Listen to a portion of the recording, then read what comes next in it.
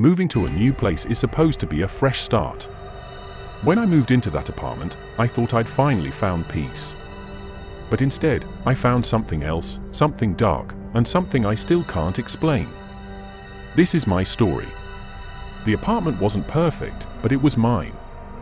Small, quiet, and cheap, exactly what I needed after my divorce. The building itself had character. It was old, with creaky floors and a faint smell of mildew that lingered in the hallways. My apartment was on the 3rd floor, right at the end of the corridor. At first, I didn't notice anything unusual. My neighbors kept to themselves, and the building was eerily quiet. The first time I saw my neighbor, it was late at night. I was hauling a box of books up the stairs when I noticed a door slightly ajar. A man stood in the doorway, staring at me. He was tall, thin to the point of being gaunt, with deep-set eyes that seemed to pierce right through me. I smiled and gave a polite nod. "Hi, I'm new here," I said. He didn't respond. He just stared, his face expressionless, before slowly closing the door. I tried to brush off the encounter, but I couldn't shake the feeling of those eyes. There was something about him, something that didn't sit right. Over the next few weeks, I started noticing things. Every time I passed his door, I could hear faint sounds.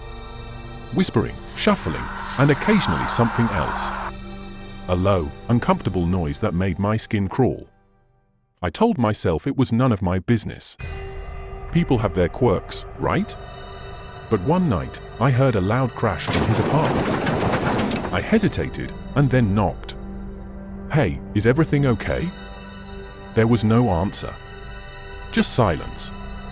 I waited for what felt like forever before walking away.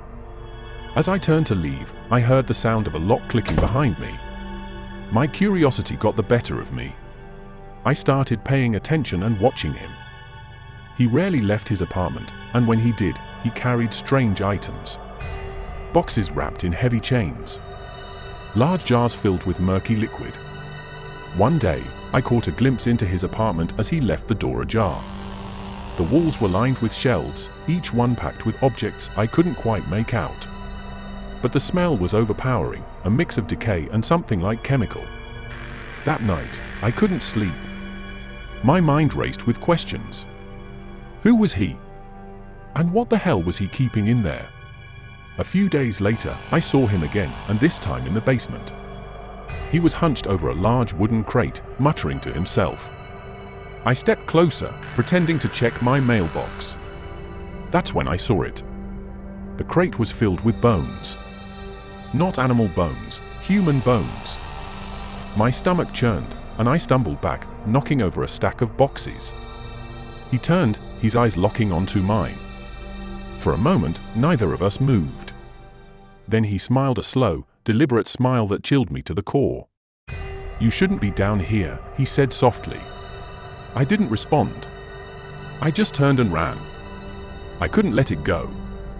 I had to know what was going on in that apartment. The next night, I waited until I was sure he was gone. Then, I picked the lock to his door. The smell hit me first like rotting flesh and something chemical. The apartment was dark, but I could make out the shelves lining the walls, each one packed with bizarre artifacts. Masks made of human skin. Jars filled with dismembered hands. A collection of teeth arranged in neat rows. And then I saw it, the door. It was small, almost hidden behind a curtain at the back of the room. I hesitated, but something compelled me to open it. Behind the door was a narrow staircase leading down. My heart pounded as I descended, the air growing colder with each step. At the bottom was a room. The room was filled with more artifacts, but these were worse. A table covered in blood-stained tools, chains hanging from the ceiling, and in the center of the room, a chair with restraints. On the walls were pictures of people, all of them terrified, all of them screaming. And then I saw the photos of myself. Every hair on my body stood on end. I turned to run, but he was there, standing at the top of the stairs, smiling that same eerie smile. "You found it," he said, his voice calm. "I was hoping you would. Some secrets are better left undiscovered. Would you have opened the door?" I still don't know how I escaped that night. Or if I escaped at all. Sometimes, I wonder if I'm still trapped in that room. If you ever meet a neighbor who seems too strange to be true, just stay away. Thanks for watching. Don't forget to like, subscribe and share for more chilling tales.